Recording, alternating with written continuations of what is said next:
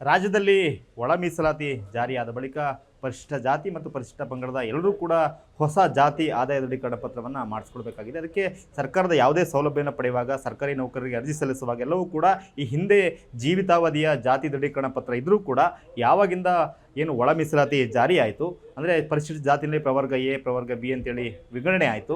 ಅದಾದಾಗಿಂದ ಈ ಹಿಂದೆ ಜಾತಿ ಪ್ರಮಾಣ ಪತ್ರ ಜೀವಿತಾವಧಿಗೆ ಇದ್ದರೂ ಕೂಡ ಹೊಸ ಜಾತಿ ದೃಢೀಕರಣ ಪತ್ರವನ್ನು ಮಾಡಿಸ್ಕೊಳ್ಬೇಕಾಗಿದೆ. ಹೀಗೆ ಮಾಡಿಸ್ಲಿಕ್ಕೆ ಹೋದಂಥ ಸ್ಥಾನದಲ್ಲಿ ಹಾಸನ ಜಿಲ್ಲೆ ಬೇಲೂರು ತಾಲೂಕಿನಲ್ಲಿ ಒಂದು ಪ್ರಸಂಗ ನಡೆದಿದೆ. ಅದರಲ್ಲಿ ಒಬ್ಬ ದಲಿತ ಯುವಕನಿಗೆ ಅಂದರೆ ಪರಿಶಿಷ್ಟ ಜಾತಿಯ ಪ್ರವರ್ಗ ಬಿಗೆ ಸೇರಿರ್ತಕ್ಕಂಥ ಯುವಕನಿಗೆ ಅನ್ಯಾಯ ಆಗಿದೆ ಅಂತಕ್ಕಂಥ ಆರೋಪ ಕೇಳಿಬಂದಿದೆ. ಹಾಗಿದ್ರೆ ಏನಿದು ಪ್ರಕರಣ ಅಂತ ನಾವು ನೋಡ್ತಾ ಹೋಗೋದಾದರೆ ಏನು ಒಳ ಮೀಸಲಾತಿ ಜಾರಿಯಾದ ನಂತರ ಹೊಸ ಆದಾಯ ದೃಢೀಕರಣ ಪತ್ರ ಮಾಡಿಸ್ಲಿಕ್ಕೆ ಹಳೆ ಆದಾಯ ದೃಢೀಕರಣ ಪತ್ರದ ಜೊತೆಗೆ ತಮ್ಮ ಜಾತಿಯನ್ನು ದೃಢೀಕರಣ ಮಾಡತಕ್ಕಂಥ ಪ್ರಮಾಣ ಪತ್ರಗಳ ಜೊತೆಗೆ ಸ್ವಯಂ ಘೋಷಣೆಯನ್ನು ಮಾಡಿಕೊಂಡು ಅರ್ಜಿಯನ್ನು ಸಲ್ಲಿಸಬೇಕಾಗುತ್ತದೆ.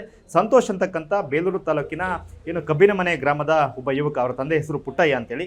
ಆತನ ಬಳಿ ಈ ಹಿಂದೆ 2022ನೇ ಇಸ್ವಿನಲ್ಲಿ ಆರ್ ಡಿ ನಂಬರ್ 20381671556650 ಅಂತಕ್ಕಂಥ ದೃಢೀಕರಣ ನೋಂದಣಿಯ ಸಂಖ್ಯೆ ಇರತಕ್ಕಂಥ ಜಾತಿ ದೃಢೀಕರಣ ಪತ್ರ ಇದೆ. ಆದರೆ ಆ ದೃಢೀಕರಣ ಪತ್ರ ಈಗ ಒಳ ಮೀಸಲಾತಿ ಜಾರಿಯಾದ ನಂತರ ಇನ್ವ್ಯಾಲಿಡ್ ಆಗುತ್ತೆ, ಅದನ್ನು ಅಪ್ಡೇಟ್ ಮಾಡ್ಕೊಳ್ಬೇಕಾಗುತ್ತೆ.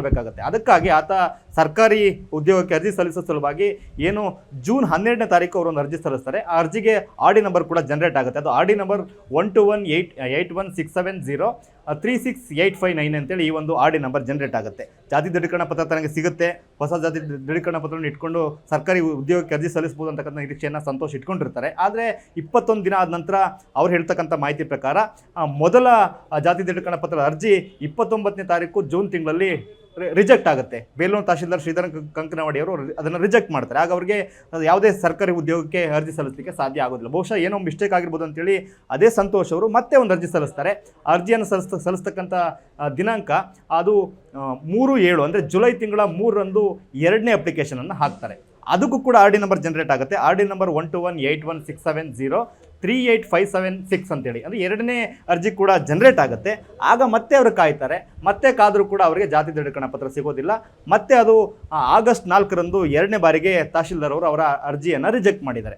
ಆದರೆ ಅವರು ಅರ್ಜಿ ಸಲ್ಲಿಸುವಾಗ ಆ ಒಂದು ಅವರ ಗ್ರಾಮ ಪಂಚಾಯತಿ ವ್ಯಾಪ್ತಿಗೆ ಒಳಪಡ್ತಕ್ಕಂಥ ಆರ್ ಐ ಇರ್ಬೋದು, ವಿ ಎ ಇರ್ಬೋದು, ಹಾಗೆ ಗ್ರಾಮ ಆಡಳಿತಾಧಿಕಾರಿ ಜೊತೆಗೆ ಈ ಜಾತಿ ದೃಢೀಕರಣ ಪತ್ರಕ್ಕೆ ಅರ್ಜಿ ಸಲ್ಲಿಸುವಾಗ ಒಂದು ಗ್ರಾಮದಲ್ಲಿ ಮಹಜರ್ ಕೂಡ ಮಾಡಿದ್ದಾರೆ. ಗ್ರಾಮಸ್ಥರು ಕೂಡ ಸಹಿಯನ್ನು ಕೂಡ ಹಾಕಿದ್ದಾರೆ. ಎಲ್ಲವೂ ಕೂಡ ಹೇಳುತ್ತೆ ಇವರು ಪರಿಶಿಷ್ಟ ಜಾತಿಯ ಪ್ರವರ್ಗ ಬಿ ಹೊಲೆಯ ಜಾತಿಗೆ ಸೇರಿದರು ಅಂತಕ್ಕಂಥ ದೃಢೀಕರಣ ಪತ್ರವನ್ನು ಮಾಡಿಸಿ ಸ್ವಯಂ ಘೋಷಣೆಯನ್ನು ಕೂಡ ಮಾಡಿ ಅರ್ಜಿ ಸಲ್ಲಿಸಿದಾಗಿಯೂ ಕೂಡ ತಮಗೆ ಜಾತಿ ದೃಢೀಕರಣ ಪತ್ರವನ್ನು ಕೊಡ್ತಾ ಇಲ್ಲ ಅಂತೇಳಿ ಇವರು ಆರೋಪವನ್ನು ಮಾಡ್ತಾ ಇದ್ದಾರೆ. ಸೊ ಅವರು ಯಾವಾಗ 2ನೇ ಬಾರಿಗೆ ಅಂದರೆ ಆಗಸ್ಟ್ 4ನೇ ತಾರೀಕು ತಮ್ಮ ಅರ್ಜಿ ರಿಜೆಕ್ಟ್ ಆಗುತ್ತೋ ಆಗ ಸೀದಾ ಅವರು ತಹಶೀಲ್ದಾರ್ನ ಭೇಟಿ ಮಾಡ್ತಾರೆ. ತಹಶೀಲ್ದಾರ್ ಭೇಟಿ ಮಾಡಿದಾಗ ಅವರು ಕೆಲವೊಂದು ವರ್ಡನ್ನು ಹೇಳಿದ್ದಾರೆ. ಅಂದರೆ ನೀನು ಯುವರ್ ಕನ್ವರ್ಟೆಡ್ ಟು ಕ್ರಿಶ್ಚಿಯನ್, ಹಾಗಾಗಿ ನಿನಗೆ ಜಾತಿ ದೃಢೀಕರಣ ಪತ್ರವನ್ನು ಕೊಡ್ಲಿಕ್ಕೆ ಬರೋದಿಲ್ಲ, ಏನು ಬೇಕಿದ್ರು ಮಾಡ್ಕೊ ಅಂತೇಳಿ ಒಂದು ರೀತಿ ತಿರಸ್ಕಾರದ ಮಾತನ್ನು ಹೇಳಿ ಫೈಲನ್ನು ತನ್ನ ಮುಖದ ಮೇಲೆ ಎಸ್ತರು ಅಂತಕ್ಕಂಥ ಆರೋಪವನ್ನು ಸಂತೋಷ್ ಅವರು ಮಾಡ್ತಾ ಇದ್ದಾರೆ. ಅಂದರೆ ನಿನಗೆ ಜಾತಿ ದೃಢೀಕರಣ ಪತ್ರ ಕೊಡಲಿಕ್ಕೆ ಬರೋದಿಲ್ಲ ಅಂತೇಳಿ. ಹಾಗಾದರೆ ಈ ಸಂತೋಷ್ ಯಾರು ಅಂತ ನೋಡ್ತಾ ಹೋಗೋದಾದರೆ ಈ ಸಂತೋಷ್ 2 ವರ್ಷಗಳ ಹಿಂದೆ ಅದೇ ಬೇಲೂರು ತಾಲೂಕಿನ ತಹಶೀಲ್ದಾರ್ ಕಚೇರಿಯ ತಹಶೀಲ್ದಾರ್ ಜೀಪ್ ಡ್ರೈವರ್ ಆಗಿ ಕೆಲಸ ಮಾಡ್ತಾ ಇದ್ರು ಹೊರಗುತ್ತಿಗೆ ಆಧಾರದಲ್ಲಿ. ಅಂದರೆ ಹಿಂದೆ ಮಮತಾ ಅಂತಕ್ಕಂಥವ್ರು ತಹಶೀಲ್ದಾರ್ ಇದ್ದಾಗ ಅವರು ಜೀಪ್ ಡ್ರೈವರ್ ಆಗಿ ಕೆಲಸ ಮಾಡಿದ್ದಾರೆ. ಅವರು ವರ್ಗಾವಣೆ ಆದ ನಂತರ ಅವರಿಗೆ 10 ತಿಂಗಳ ಸ್ಯಾಲರಿಯನ್ನು ಕೂಡ ಕೊಟ್ಟಿಲ್ಲ ಅಂತಕ್ಕಂಥ ಆರೋಪದಲ್ಲಿ ಅದರ ಪ್ರತ್ಯೇಕವಾಗಿ ಅವರು ಕಾನೂನು ಹೋರಾಟವನ್ನು ಮಾಡ್ತಾ ಇದ್ದಾರೆ.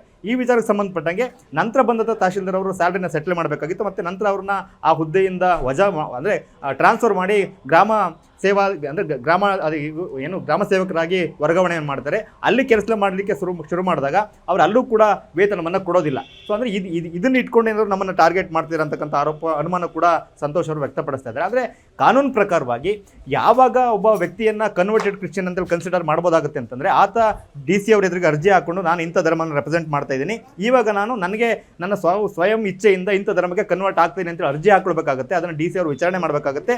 ಅವ್ರ ಕುಟುಂಬ ಸದಸ್ಯರು ಕೂಡ ಅದಕ್ಕೆ ಅಬ್ಜೆಕ್ಷನ್ ಇದೆಯಾ ಅಂತೇಳಿ ಅವ್ರು ಫೈಲ್ ಮಾಡಬೇಕಾಗುತ್ತೆ. ಅಂತ ಯಾವುದೇ ಅಬ್ಜೆಕ್ಷನ್ ಇಲ್ದಿರುವಾಗ ಮಾತ್ರ ಅವರಿಗೆ ಯಾವ ಧರ್ಮಕ್ಕೆ ತಾನು ಕನ್ವರ್ಟ್ ಆಗಬೇಕು ಅಂತೇಳಿ ಆತ ಬಯಸ್ತಾರೋ ಅದನ್ನು ಕನ್ಸಿಡರ್ ಮಾಡಲಾಗುತ್ತೆ. ಆಗಲೂ ಕೂಡ ಸುಪ್ರೀಂ ಕೋರ್ಟ್ನ ಕೆಲವೊಂದು ಗೈಡ್ಲೈನ್ಸ್ ಇದೆ. ಒಬ್ಬ ವ್ಯಕ್ತಿ ಪರಿಶಿಷ್ಟ ಜಾತಿಯಿಂದ ಬೇರೆ ಧರ್ಮಕ್ಕೆ ಮತಾಂತರ ಆದಾಗ ಅವನಿಗೆ ಪರಿಶಿಷ್ಟ ಜಾತಿಯ ಕೆಲವೊಂದು ಸೌಲಭ್ಯಗಳು ಸಿಗೋದಿಲ್ಲ. ಆದರೆ ಮೀಸಲಾತಿ ಅವರು ಕೂಡ ಪ್ರತ್ಯೇಕವಾಗಿ ಇದ್ದೇ ಇರುತ್ತೆ. ಅದು ಬೇರೆ ರೀತಿ ಇರತಕ್ಕಂಥ ಮೀಸಲಾತಿ ಇದೆ. ಆದರೆ ಈತ ಅಧಿಕೃತವಾಗಿ ಯಾವುದೇ ಧರ್ಮಕ್ಕೆ ಮತಾಂತರ ಆಗಿಲ್ಲ, ಅದಕ್ಕೆ ಸಂಬಂಧಪಟ್ಟಿರ್ತಕ್ಕಂಥ ಯಾವುದೇ ದಾಖಲೆಗಳಿಲ್ಲ.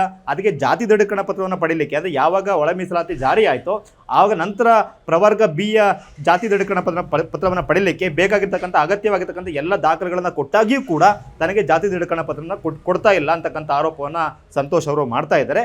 ಇದಕ್ಕೆ ಅದಕ್ಕೆ ಏನು ಕಾರಣ, ಯಾಕೆ ತಹಶೀಲ್ದಾರ್ ರಿಜೆಕ್ಟ್ ಮಾಡ್ತೀರಾ ಅಂತ ತಹಶೀಲ್ದಾರ್ ರಿಜೆಕ್ಟ್ ಮಾಡುವಾಗ ಒಂದು ವರ್ಡನ್ನೇ ಬಳಸ್ತಾರೆ, ನೀವು ಜಾತಿ ದೃಢೀಕರಣ ಪತ್ರವನ್ನು ನೀಡಲಿಕ್ಕೆ ಅಗತ್ಯವಾದ ದಾಖಲೆಯನ್ನು ನೀಡಿಲ್ಲ, ಜೊತೆಗೆ ನಾವು ಕೇಳಿದಾಗಲೂ ಕೂಡ ನೀವು ಅದನ್ನು ಖುದ್ದು ಹಾಜರುಪಡಿಸಿಲ್ಲ ಅಂತೇಳಿ. ಆದರೆ VA ರಿಪೋರ್ಟಲ್ಲಿ ಹೇಳ್ತಾ ಇದ್ದಾರೆ, RI ರಿಪೋರ್ಟಲ್ಲಿ ಹೇಳ್ತಾ ಇದ್ದಾರೆ, ಸ್ಥಳ ಮಹಾಜರ್ ರಿಪೋರ್ಟ್ ಹೇಳ್ತಾ ಇದೆ, ಎಲ್ಲವೂ ಕೂಡ ಹೇಳ್ತಾರೆ. ಮತ್ತು ಜೊತೆಗೆ ಅವರ ಶಾಲಾ ದಾಖಲಾತಿಗಳನ್ನು ಕೂಡ ಪ್ರೊಡ್ಯೂಸ್ ಮಾಡಿದ್ದಾರೆ. ಎಲ್ಲವೂ ಕೂಡ ಅವರು ಪರಿಶಿಷ್ಟ ಜಾತಿಯ ಪ್ರವರ್ಗ Bಗೆ ಸೇರ್ತಕ್ಕಂಥ ವ್ಯಕ್ತಿ ಅಂತೇಳಿ ದಾಖಲೆಗಳಿದ್ರೂ ಕೂಡ ಇವರನ್ನ ಉದ್ದೇಶಪೂರ್ವಕವಾಗಿ ಇವರಿಗೆ ಜಾತಿ ದೃಢೀಕರಣ ಪತ್ರವನ್ನು ನಿರಾಕರಣೆ ಮಾಡಲಾಗಿದೆ ಅಂತಕ್ಕಂಥ ಆರೋಪ ಕೇಳಿಬರ್ತಾ ಇದೆ. ಇದು ಸರ್ಕಾರದ ಏನು ಒಳ ಮೀಸಲಾತಿ ಜಾರಿಯಾದ ನಂತರ ಆಗಿರ್ತಕ್ಕಂಥ ಗೊಂದಲಗಳಾಗಿರ್ತಕ್ಕಂಥ ಹಿನ್ನೆಲೆಯಲ್ಲಿ ಜಿಲ್ಲಾಡಳಿತ ಈ ವಿಚಾರದಲ್ಲಿ ಮಧ್ಯಪ್ರವೇಶ ಮಾಡಬೇಕು. ಏನು ಈ ಯುವಕನಿಗೆ ಅನ್ಯಾಯ ಆಗಿದೆ, ಅವರಿಗೆ ಈಗ 33 ವರ್ಷ, ಇನ್ನು ಕೆಲವು ತಿಂಗಳುಗಳು ಕಳೆದ್ರೆ ಅವರು ತಮ್ಮ ಸರ್ಕಾರಿ ಉದ್ಯೋಗಕ್ಕೆ ಅರ್ಜಿ ಸಲ್ಲಿಸ್ತಕ್ಕಂಥ ಬಾರ್ಡರ್ ಲೈನನ್ನು ದಾಟಿ ಹೋಗ್ತಾರೆ. ಆಗ ಇವರಿಗೆ ಅನ್ಯಾಯ ಆಗ್ತದೆ. ಹಾಗಾಗಿ ಅನ್ಯಾಯ ಆಗಲಿಕ್ಕೆ ಬಿಡಬಾರ್ದು. ಅವರಿಗೆ ಏನು ಕಾನೂನಾತ್ಮಕವಾಗಿ ಸಿಗ್ತಕ್ಕಂಥ ಅವಕಾಶಗಳು ಸಿಗೋ ನಿಟ್ಟಿನಲ್ಲಿ ಜಿಲ್ಲಾಡಳಿತ ಮಧ್ಯಪ್ರವೇಶ ಮಾಡಬೇಕು. ಜೊತೆಗೆ ಏನು ಉದ್ದೇಶಪೂರ್ವಕವಾಗಿ ಯುವಕನ ಜಾತಿ ದೃಢೀಕರಣ ಪತ್ರವನ್ನು ವಜಾ ಮಾಡಲಾಗಿದ್ರೆ ಆ ಸಂಬಂಧಪಟ್ಟಿರ್ತಕ್ಕಂಥ ತಹಶೀಲ್ದಾರ್ ಶ್ರೀಧರ್ ಕಂಕನವಾಡಿ ಇದ್ದಾರೆ, ಅವರ ವಿರುದ್ಧ ಕ್ರಮ ಕೂಡ ಆಗಬೇಕು ಅಂತಕ್ಕಂಥ ಆಗ್ರಹವನ್ನು ಕೂಡ ದಲಿತ ಪರ ಸಂಘಟನೆಗಳು ಜೊತೆಗೆ ನೊಂದಿರತಕ್ಕಂಥ ಯುವಕ ಕೂಡ ಆಗ್ರಹವನ್ನು ಮಾಡ್ತಾ ಇದ್ದಾರೆ.